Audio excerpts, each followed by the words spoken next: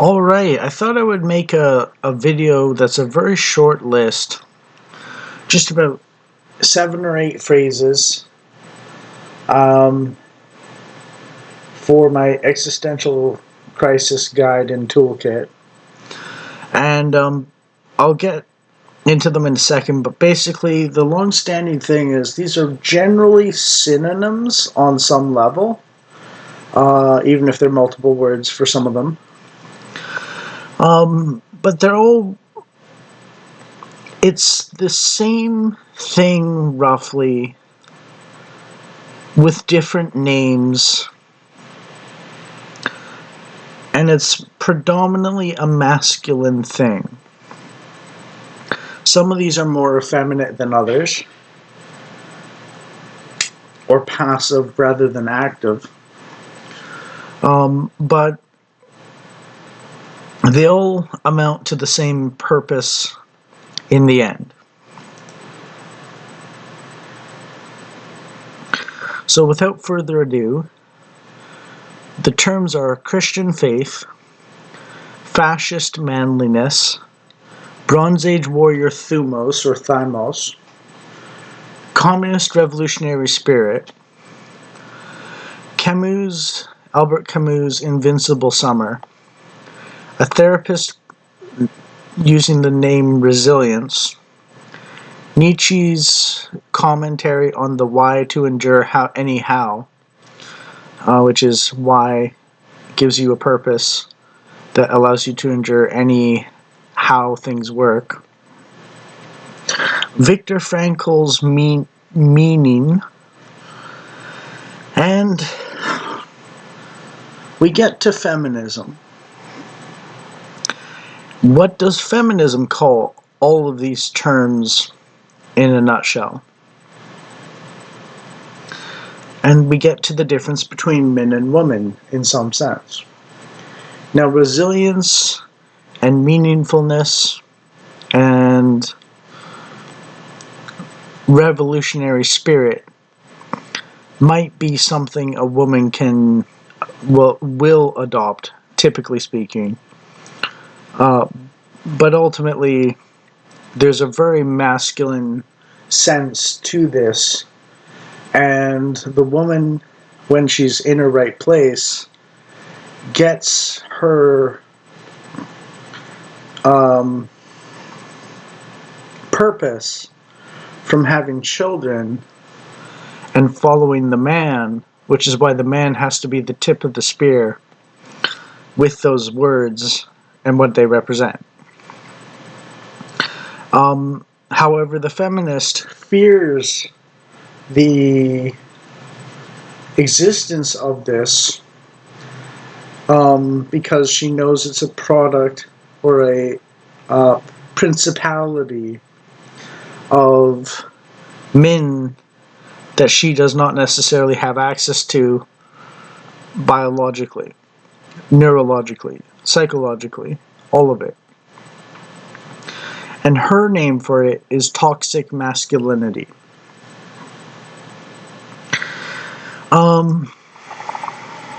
So yeah.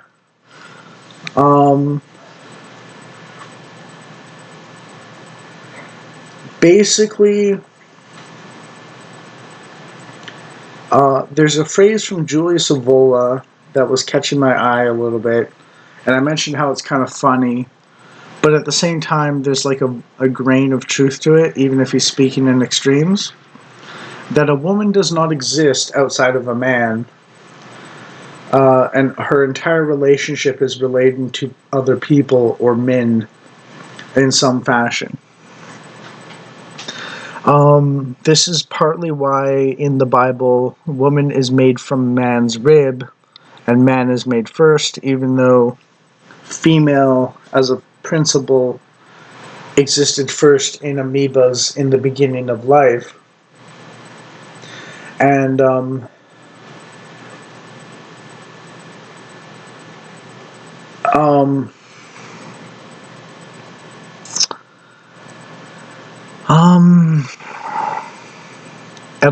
evolutionarily or whatever,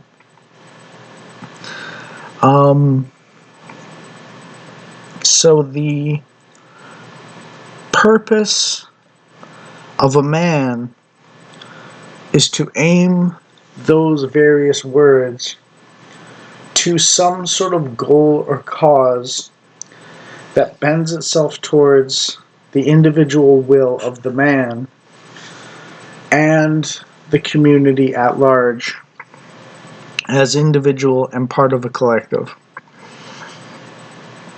And the woman bends the individual to the collective, and the man bends the will to the individual,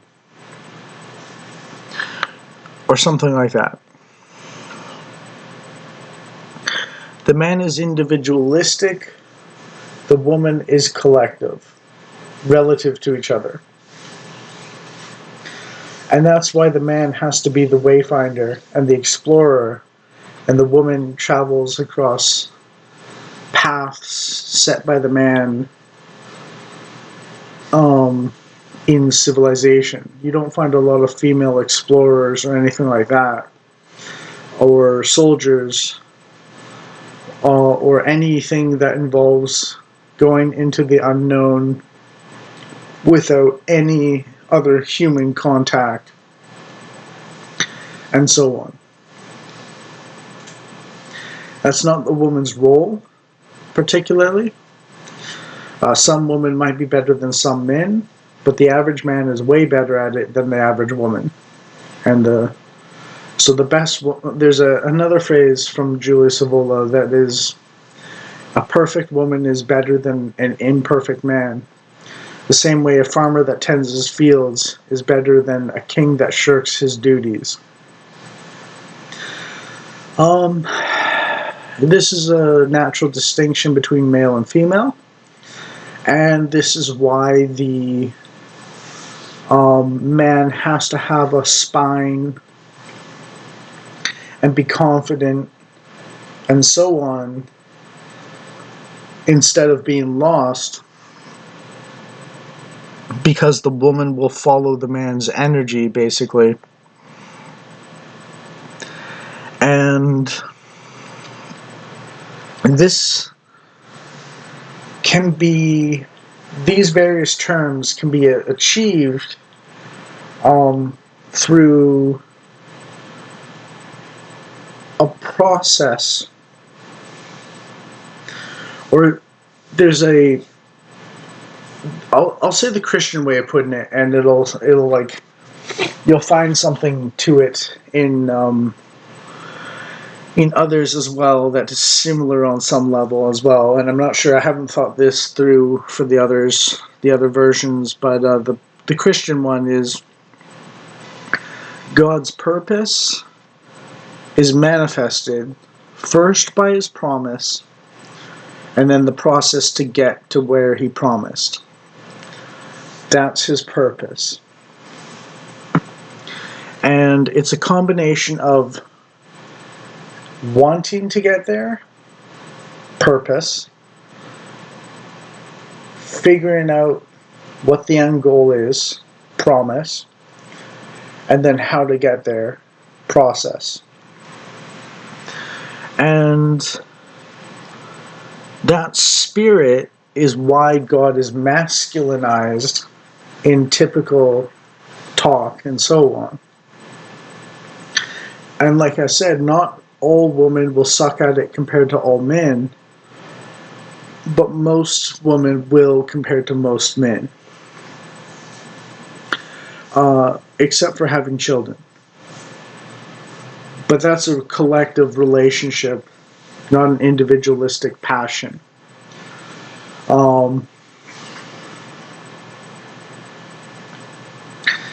And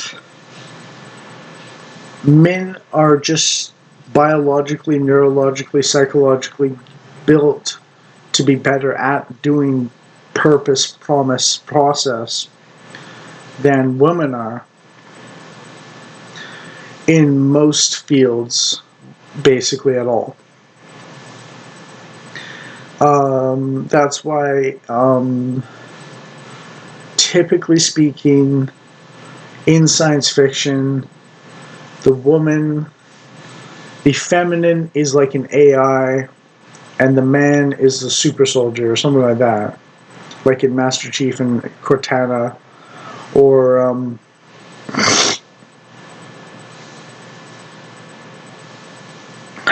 what else?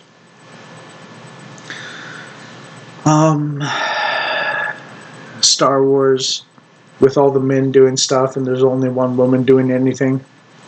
And then there's Mon Mothma at the end, detailing some stuff as a bit of a leader, but sort of a laid back sort of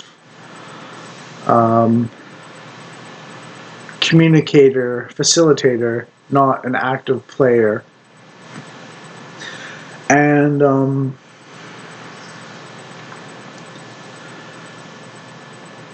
you see that the service part of things is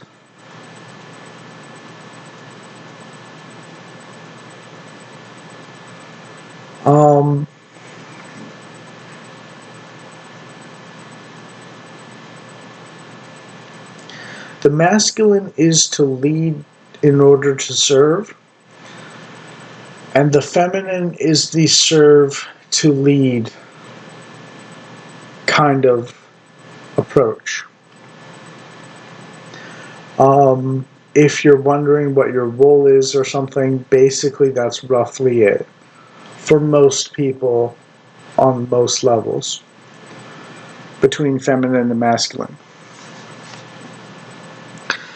And that's why feminism is a bit of a poison, because it tells the woman to do the opposite of what her natural strengths are. Not to flesh out, but to act like their weakness is their strength. Their particular specific weakness is their particular specific strength.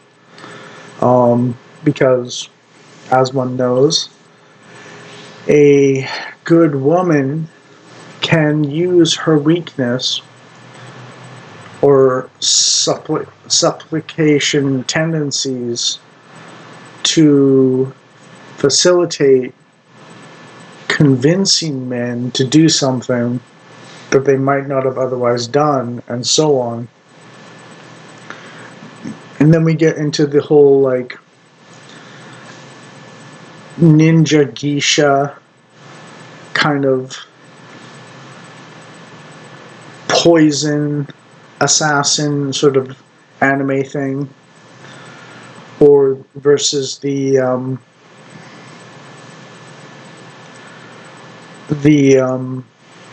or the life magic kind of woman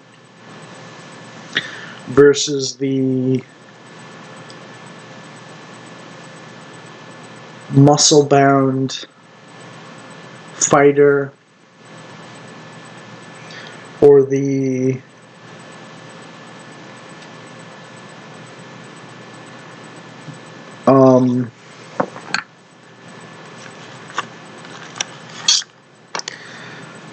how do I put this?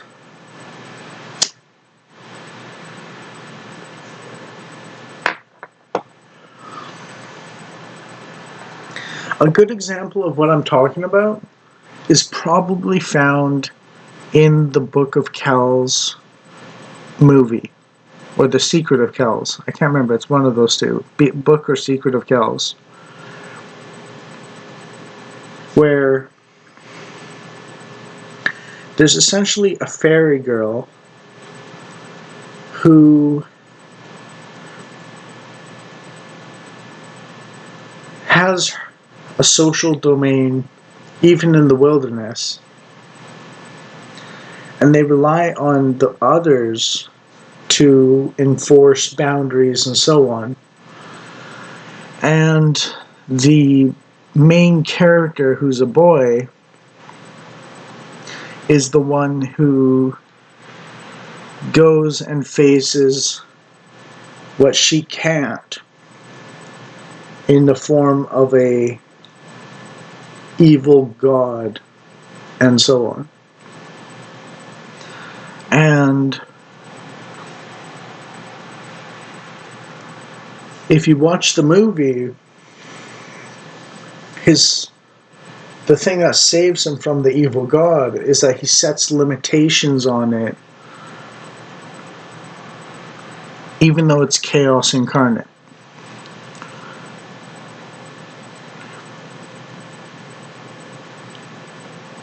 And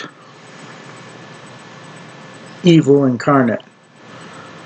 And this enables him to create the Book of Kells in the end in a way that represents literacy and art in the face of chaos and barbarism. Something that will last through the dark times into the future for new generations. A legacy, a project, his purpose, his promise of getting it done, and the process of getting it done is directed by him in some fashion. I mean, he's got his mentor as well, who kind of gets him to do the stuff too, but that's like the old man mentor, sort of like push to call to adventure kind of thing, not necessarily his own desires. But the boy's desires, personal desires, lead him onto this path.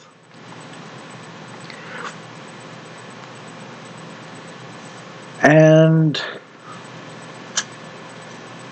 it's through the girl's social connections that the masculine saves the boy when danger strikes, and so on. So there's like an interplay between male and female, and so on.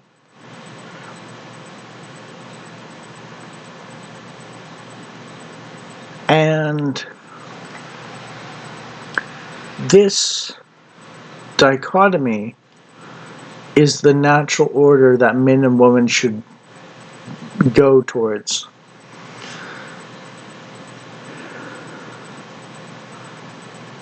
In almost every case, if not every case. It's hardwired into our DNA as a sentient species.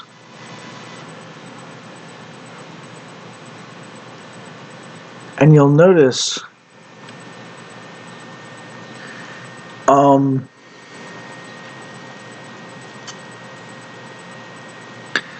even in insects, the male searches for the female just to meet up. But the woman or the female sort of goes after them for mating and so on. There's a certain dance the male can do, but the female approaches the male after the dance is initiated. You know, from insects to birds with nests, and men indicating interest and then letting the woman chase if they're interested, and so on. And what I think that is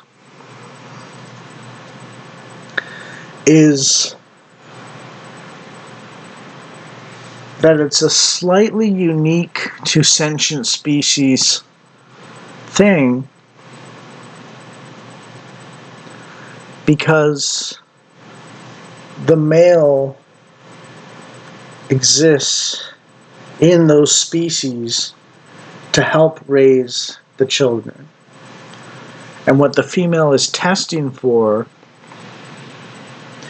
is the confidence to face the unknown with courage and not fear, which can cause all sorts of problems. And basically, Christian faith, fascist manliness, Bronze Age warrior Thumos, communist revolutionary spirit, Albert Camus' Invincible Summer, therapist's resilience, Nietzsche's Why to Endure Anyhow, Viktor Frankl's meaningfulness, and toxic masculinity according to feminists is the thing that undergirds male patience with setbacks. And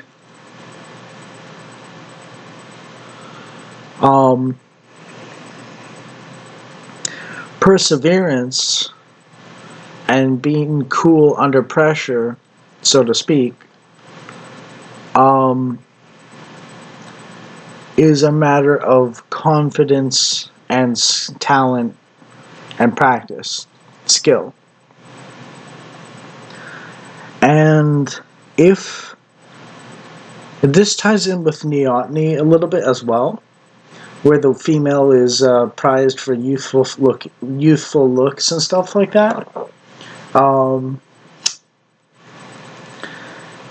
Where the woman is typically a bit younger than the man, and even if they're the same age, the woman is typically a little more immature in some sense than the man.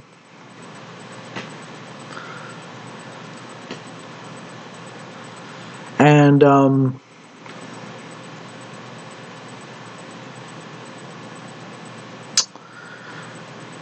that's because the woman is training the man by her very essence to deal with the children, in some sense. And the qualities of a human between feminine and masculine, and the need for both parents to teach the fullness of the human experience so you can deal with a mate yourself as a offspring of successful parents, is they're teaching you how to proceed with the new generation.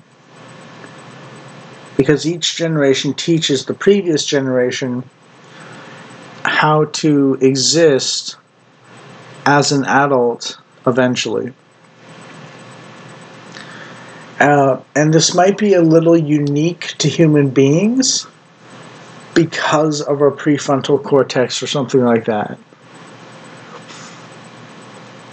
We don't have necessarily instinctual only mating rituals, but we have a certain meta level experience of mating and so on. And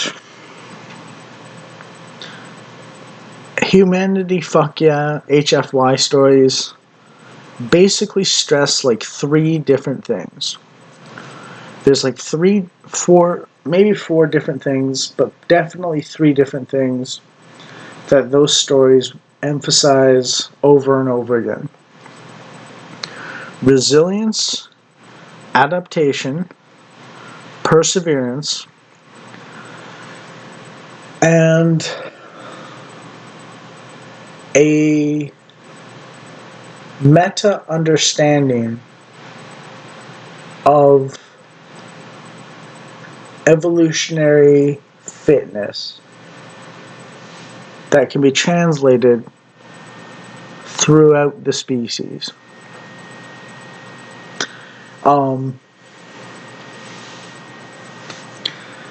And that keeps up the that adds to the natural inclination towards resilience, adaptation, and perseverance.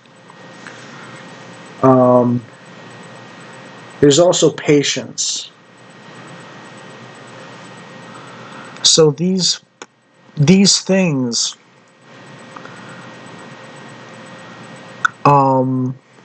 mark humans out in HFY stories, as well as a certain degree of ferocity and so on.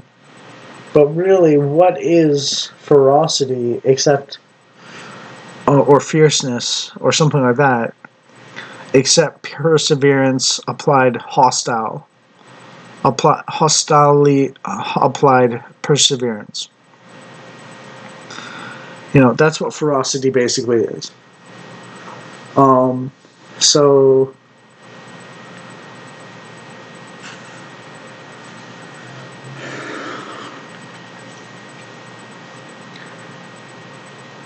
this is part of the human condition, and we quite literally are perseverance, persistence hunters. We used to walk animals to death, basically, or until they exhausted themselves so that we could walk up to them casually and cut their throat and then eat them and so on. We also can fight a little more ferociously against fellow predators, and the adaptation part is the usage of tools. So this is ingrained into us for at least 500,000 years of being thinking hominids, sentient hominids. And we haven't changed structurally really all that much in 500,000 years in terms of the raw basics of how to operate on some level as sentient beings. Some of it might have evolved at the start of the 500,000 years, but once it was locked in, we didn't change all that much in the rough structure because there was no new additions. There was just refinement of the previously established basics. So yeah,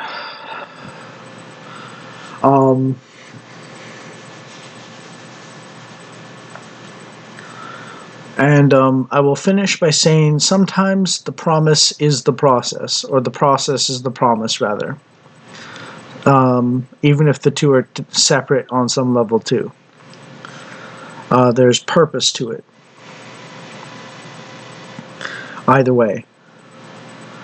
And if you're an existentialist or life is meaningless on the fundamental cosmic order level kind of guy, then just remember what you do echoes in eternity, and what you've done cannot be undone in any real fashion when you look at it, because you can't go back in time. You literally cannot go back in time and undo what you did. So no matter what, you will have an impact, and the only question then is whether it's positive or negative. And to trust the process of evolution or God or both, that if you do your best, it will be good enough for something to occur next time, if not this time, that is desirable and honorable and so on. And the final thing, actually no, this is the final thing I'll mention. There is strength to be had in a certain degree of facing the unknown and danger and so on to get good things, with the assumption that either you will win or lose nobly, or not nobly, but lose heroically. You'll either win heroically or you'll lose heroically. But you'll be a hero either way. Win or lose. You'll have done what must be done for some sort of victory for everyone going forwards that matters to you. Whether that's humanity or your country or yourself or your family or your social group or friends or something like that.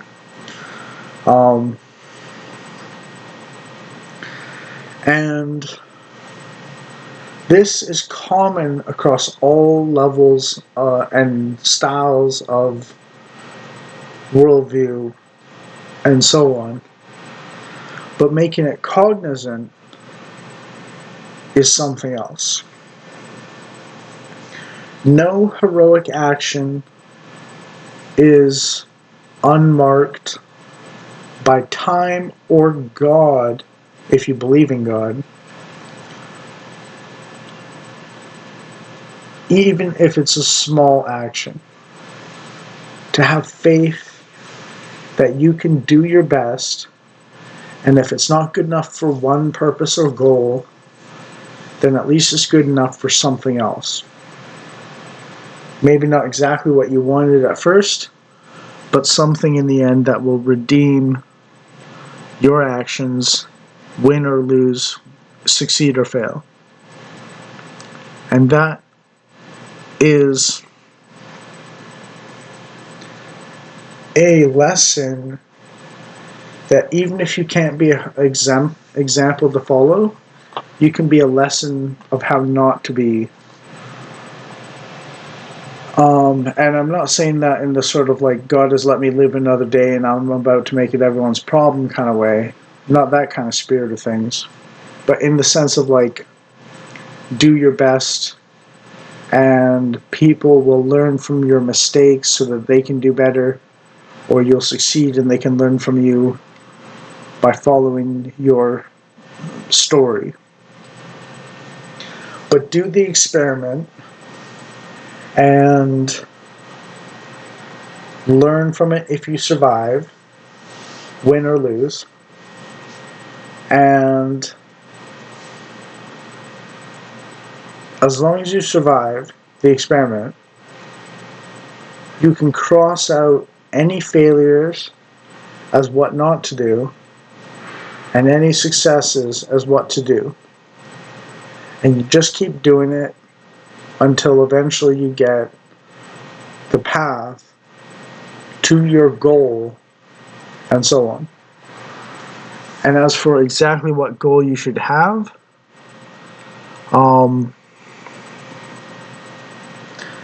that'll leave to you on some level. But people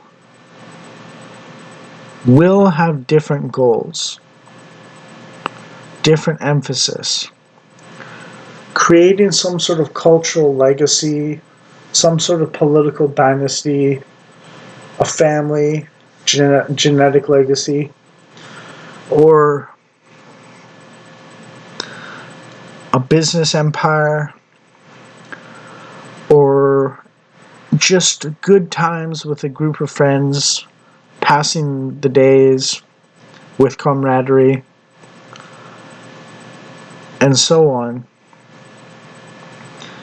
is a heroic endeavor on some level. It might not be as heroic as you wish you could be. It might be beyond, other things might be beyond you, but you can always do that.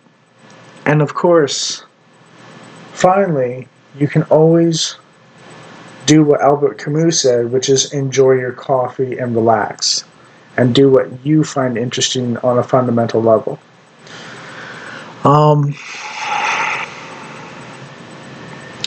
The different emphasis on these things, or the lack of any care about some of these things, can determine your enjoyment out of life fully or half or not very much at all.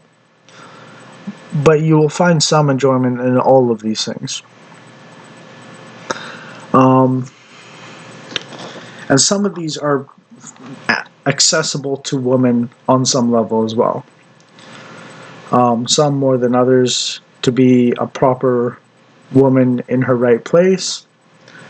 But I am a man, and this is my masculine approach to life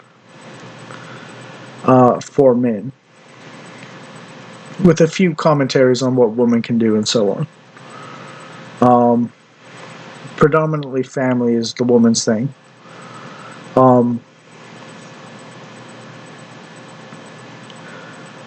But this will resolve men's purposelessness and hopefully despair, so that they can wander the path when it's just a seemingly small gap between bushes, hack away the thorns along it, and pave the walkway and eliminate the local predators, so that the woman can walk safely, comfortably along the brand new garden path. To expand the garden and the walls around it in the wasteland. That is the mentality of a man. And to guard, of course. And to provide. And as I've mentioned before, the purpose of boys exploring things and trying new things out that are dangerous, like climbing trees or throwing a ball at each other or something, is to test their limits, the outer limits of human experience, and limitation and endurance, as practice for when they're men and they have to do the very extreme limits of the human endeavor, so that women can fill up the place. Man civilizes nature, and woman civilizes man, and a man builds a house, and the woman makes it a home. That's the general gist of it, and how people are generally, like 90% of people at least, will be happiest doing. So, and that's not to say, by the way, they can't do a little bit of the other, male can't do a female kind of thing a little bit here and there, or that a female can't do a male thing here or there a little bit, or something like that. There's a little bit of overlap. But as the general thrust, that's how you approach life.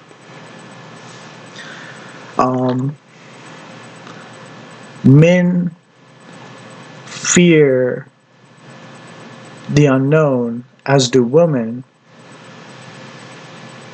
but the appropriate level of risk to a man is far greater than the appropriate level of risk to a woman or child.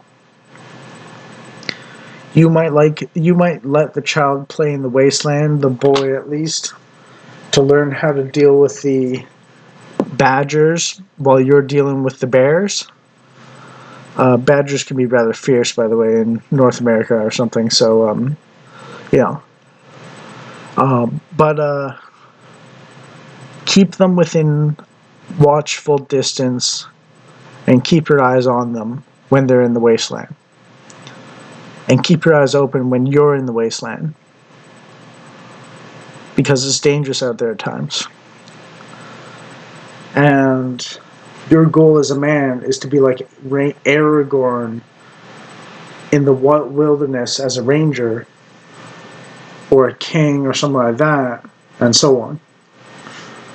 And Lord of the Rings kind of gets into this whole thing a little bit, and so on. And why is Aragorn prepared to be king? Because he was a ranger for so long, and he just has that spirit that is naturally inclined towards being good for king through his habituated virtue.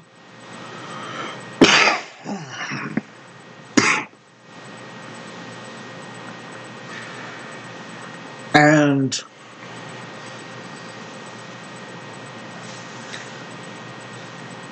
even though Isildur failed to destroy the One Ring and Sauron, his failure is part of the cure to the poison of Sauron in regards to Aragorn not grabbing the ring from Frodo.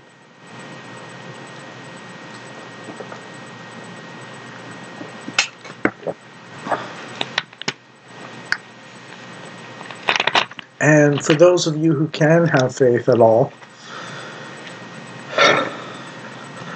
God can lead you down a wild path, and it might not make perfect sense, and you might question the existence of evil, and why does evil exist in God's creation, and so on.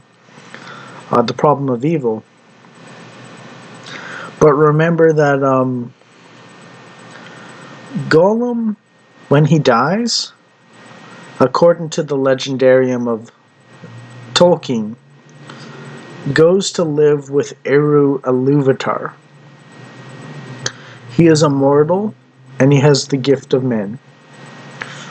And so even the wretched can be saved in the end, even if it's not our place to spare them. And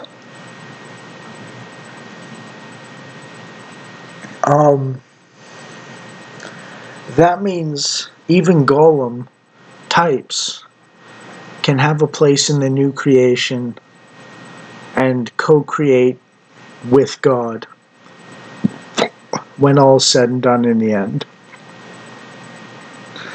And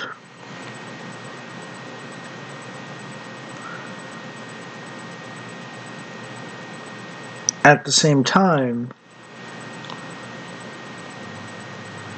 maybe the reason why Sauron wasn't defeated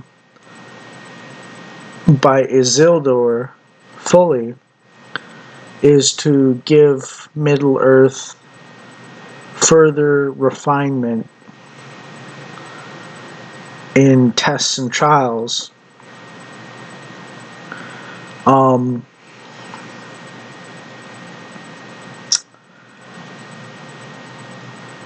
And to give the benefit of adventure to the hobbits,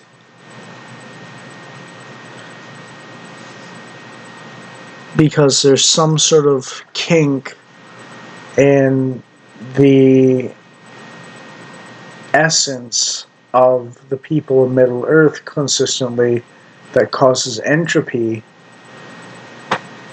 and the existence of something worse than you points to the possibility of something better than you. And when you realize that, then you can decide to move towards what's better and avoid what's worse, which might be the reason why there's demons and angels, and so on.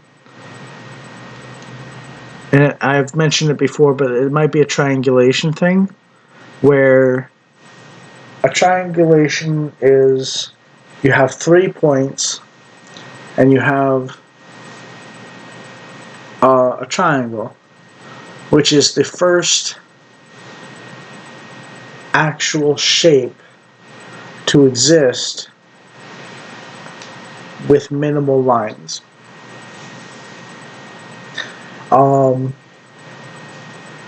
And it's the method of figuring out how to travel that people naturally use on some level. So you have a place you're from, you have a place you're going to, and you have a place you are. Between the two or something, hopefully. And that is, once you plot those 3 dots and lines and so on, you get a triangle, which is why it's called triangulation. And it's about navigating and figuring out where you're going and where to go and so on. And in order to aim up infinitely, or aim up consistently as a limited being in unlimited existence, then you need to have an expansive mind that can learn about higher things, and B, some sort of grasping or understanding of those higher things in order to actually know where you're aiming for in the first place, in order to pin the goal on the map. You have to know it exists first. And you can't know that it exists, you have to know it exists. You have to know it exists, not know that it exists. And it can't just be like a rumor, it has to be like a visualized thing, basically. And the power of man's imagination is something of a gift from God that makes us in His image. And it has a relationship with creating things. Women create with their bodies, men create with their minds. So that's how I tie it all together. Okay, this is a long video. I'm going to put it in the Existential Survival Guide and Toolkit. But I hope this clears up some stuff and helps deal with some of the uncertainties and so on. And it can be, honestly, if you just want to play video games all day and drink and smoke weed, you can do that. That's understandable as something people can enjoy. But the argument is not that that's not fun. The argument is that you're giving up something that matters more, and that you're not being honest with yourself about what actually matters to you in reality, for getting something that matters more. And part of the problem with constant poverty and so on is that it habituates you to figuring it's impossible to get what matters more than the bare minimum. And that's why tyrants keep people poor, so they don't rise up, because they don't imagine, because they haven't lived it, a better life. So there's an element of communist truth on some level in regards to the whole propaganda of neoliberalism, we'll say. But the communists don't have a monopoly on understanding that principle, and their suggestions on how to deal with it are a little wrong-headed in some way and a little backwards. It causes more of that rather than less of it, functionally speaking, which is why it's so bad. Because it's getting cause and effect backwards somewhat in regards to how to deal with it.